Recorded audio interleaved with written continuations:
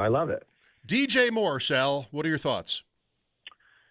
I'm the guy that's been saying take the biggest swing as possible. Now, we don't know what got the Bills to DJ Moore. Did they call about Justin Jefferson? Did they call about Jamar Chase? I'm just saying, like, the top guys in the league, do you make a call and see if they're available, and do you get hung up on, right? And if that's the case, they're unattainable, then you keep going down the order and you get to a really nice player in DJ Moore.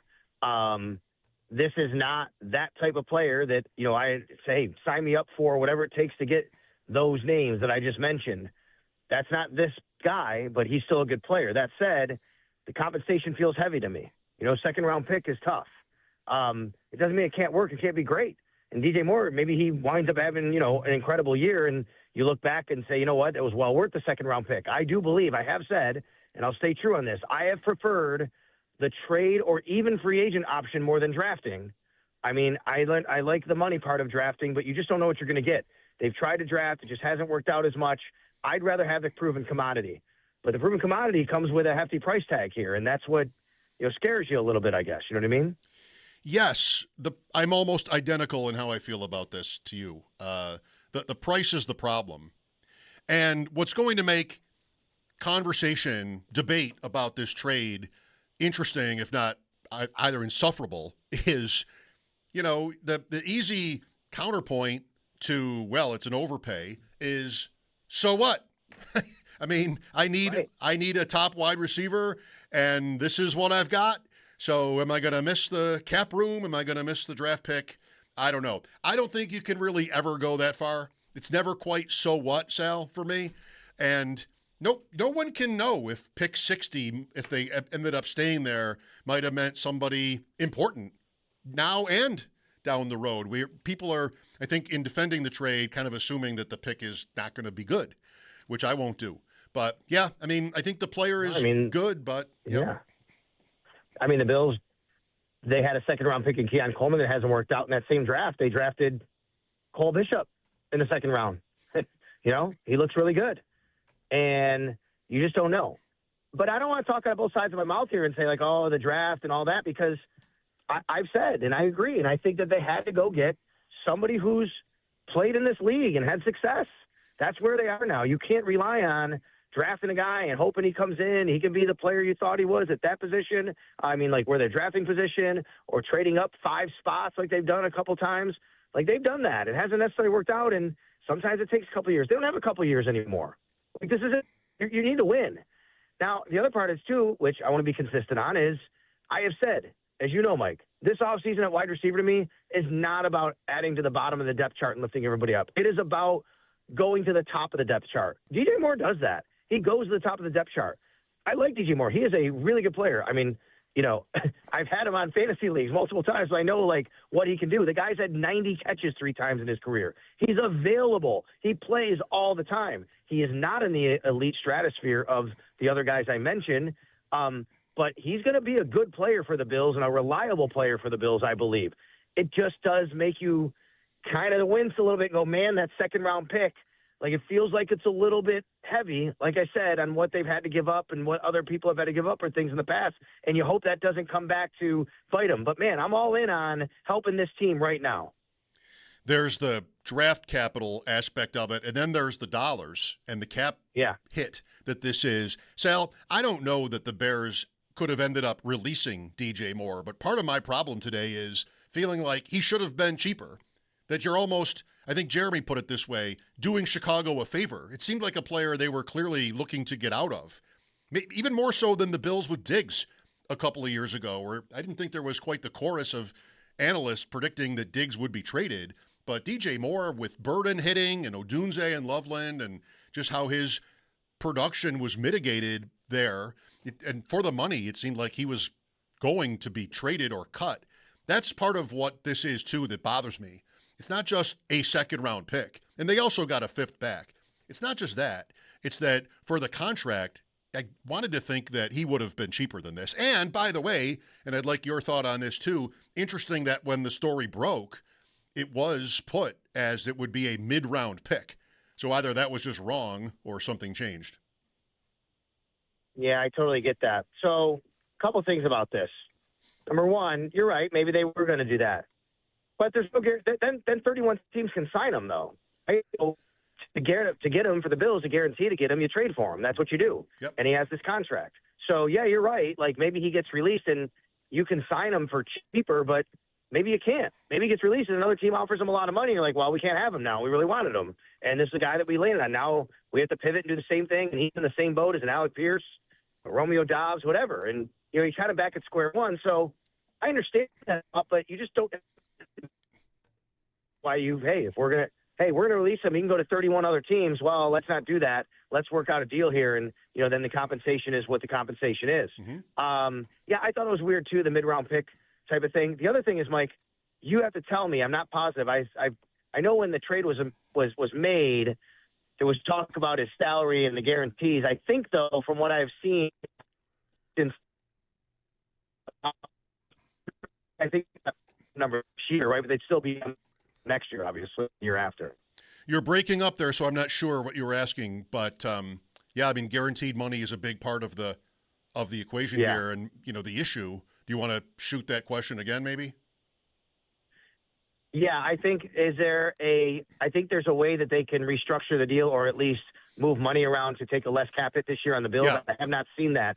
If that's the case, because like I said, if you know that in the last few hours that's come out, I think that's something that Spotrac and other people have talked about. Yeah, I think that's probably the plan if it hasn't been announced. Sal Capaccio with me on the West Her hotline. I'm Mike Schopp. Bulldog is out today. Sabres and Penguins tonight, pregame at 6 from Pittsburgh. Is everybody eats dead? And, coupling with that is like the idea, some of the interesting speculation with Joe Brady as the head coach is, well, was it really the offense he wanted as the offensive coordinator? And, here's a move where, they'd better be more pass-oriented next year with this player. Maybe not dramatically, but you want to think from this, for the price they're paying, that they have intentions to get the ball down the field. He can be explosive more. So I wonder what you think this adds up to. It's still early. We don't have the draft yet even in free agency, but is this a shift, the sign of a probable shift in how they want to play? It may be in how they want to play as far as like targets and distribution. And I do think they want to be more vertical. And this is a player that does help like that, right? This is a player that, does have that ability to go down the field that you just talked about. I do think that helps them in a lot of ways like that. But Mike, I'm going to say, I think we're still going to hear everybody eats. I think we're still going to hear that, this is because, again, everybody eats. I understand, when you say that, it is, well, where are the targets? How many people are involved? I get it. That is not truly what the Bills mean by it.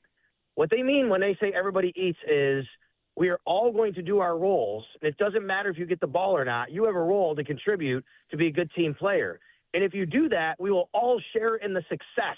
And that's what they mean by everybody eats. So I understand where you're coming from. I get it. But I just think that needs to be said. What they mean by it is not that everybody's going to share in these targets and we're not going to have a true number one. Okay. So everybody eats at the buffet when the game is over as long as they did their work, or else they have to sit in the corner. That's pretty much what they mean. Now, I would also say, yes, is there an element of, especially after Stephon Diggs and how that went, south later or whatever, is there an element of we don't want to rely on one person. It's not about one person and giving them all these targets because that puts pressure on the quarterback and all these people. Yes, I do think there's an element of that. But everybody eats basically means we're all going to get fat on wins and success if you do everything you're supposed to do to help your teammate and help this offense succeed. Would you rule out wide receiver in round one after today? I would. I would not. I know that's funny, right? I think that was a lot of speculation today. Is it less likely? Sure, I'd say it's less likely. But I wouldn't rule it out. I think wide receiver is still on the table. I could see them devoting a lot of their free agent assets to the defensive side of the ball and then saying, okay, let's go get another young guy to add to this group.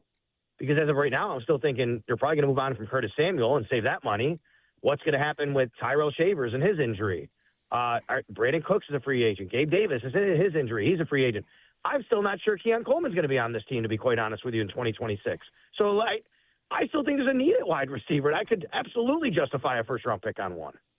I think that would be madness because of the other things they need. But, okay, I wonder what is Coleman's trade value to you? I mean, still young, potential, physically good. I mean, is he somebody where you could help recoup what you spent today in a move? I would be stunned if the Bills got a second-round pick for Keon Coleman, if that's what you mean by recoup. I don't know, though, if you can let him go for anything less than like a fourth. That would be tough. He might need to be – like if you can't get better than, let's say, a fourth-rounder at worst, right? Mm-hmm. Like to me, that feels like you got to try and make it work if that's the case. Like you'd rather hold on to him and say, you know what, we can make this work. Let's do it. That's not worth it for us if you're the Bills. He's still in a rookie contract. We still believe in his ability. We think he'll mature, be more professional. I'm not giving him up for anything less than that. If the Bills were to trade Keon Coleman straight up for draft picks, and they got like a fifth or, sixth or seventh, I think that's just a signal that they want to do anything they could to get rid of him. Yeah, that sounds right. I mean, that's where it ended up with Elam, where just, they gave him away. But the difference with Elam was, let's remember, he was going into the last year of his deal. Mm-hmm. So at that point, you're like, what's the point? Anyway, like, yes, you're right about that, but one more year and he's a free agent anyway, he's going to walk, right? So get something for him.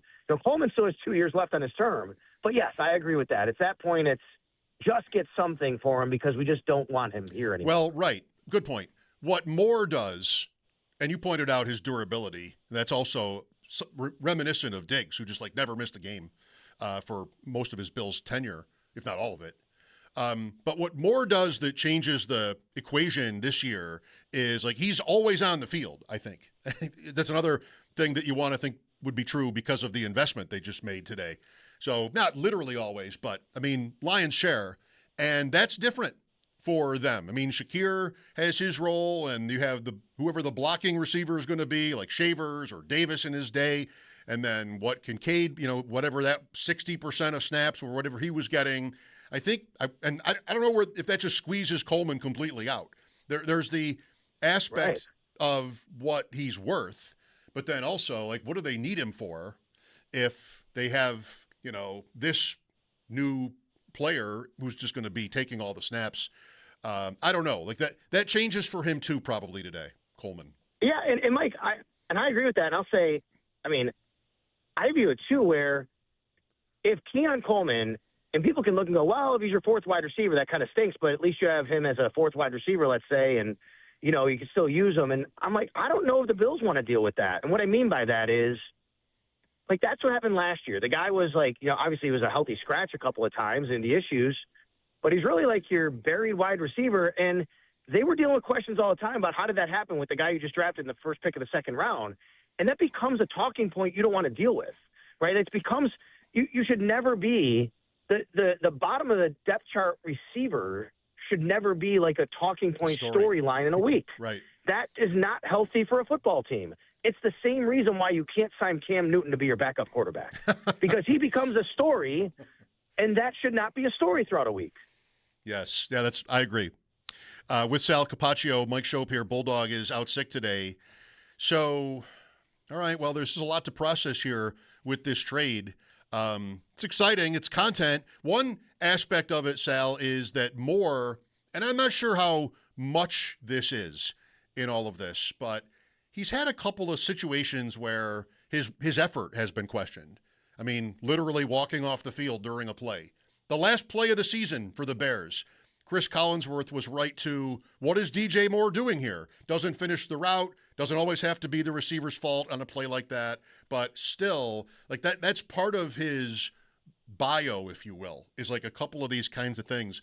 Is that something, I think when your team trades for a player, most people want to sort of ignore that kind of stuff or give the player the benefit of the doubt because he's yours now. So I think there'll probably be lots of pushback from the fans if we hear ourselves or Chicago people talking about what DJ Moore didn't do well enough. But I don't know, maybe do you have a sort of a walking in point when it comes to him in that way? I've heard the same things. I've seen the things you're talking about. I don't think it's been chronic. Something that oh my God, there's a lot that comes along with Stephon Diggs. There's a lot that comes along with A.J. Brown. I don't think there's anything like that here with DJ Moore. But those things are valid, and it's not that you should ignore it, but I think you have to at least investigate and say, why did it happen? What's the situation? Why would it be different here? Why can we make sure? And I think because Joe Brady has coached him, again, available 17 games, like it's not like he's getting, there's been issues off the field or anything like that. I would at least say the Bills, I'm sure, have done their due diligence here, and I would hope they would, and they'd be comfortable, bringing this player in and thinking, no, that's not something we're going to have to worry about. Okay.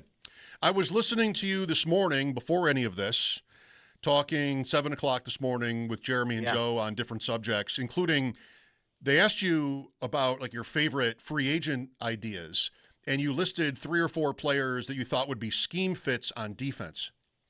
And I wonder if you could just macro take that a little bit. How do you see the Bills and Jim Leonard wanting to rewire, just scheme, player traits, things like this? How do you see them wanting their defense to be different? I think they want to give you so many different looks and come from so many different places. They want to be more aggressive because of that.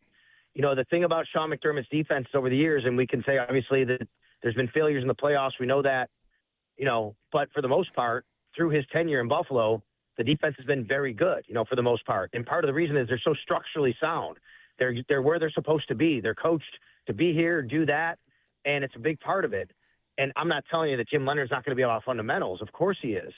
But I think it's less about being the structure and more about being the athlete and the player and making plays. That's where I think you're going to see something different. A little more of a, hey, we're going to give this guy the freedom to be here and do something different. Jim Leonard himself said he believes he's had a lot of success in his career with guys that are chess pieces, guys that are kind of positionless. So I think you're going to see that. Yeah, they're going to have rules, but, McDermott's defense, like it is, if you don't follow your rule, you're out of your gap and we're giving up a big run, and that can happen. But as long as you're doing everything structurally sound in 1/11th, we're going to make everything work here. And for the most part, they've had really good defenses, for season longs and numbers and things like that.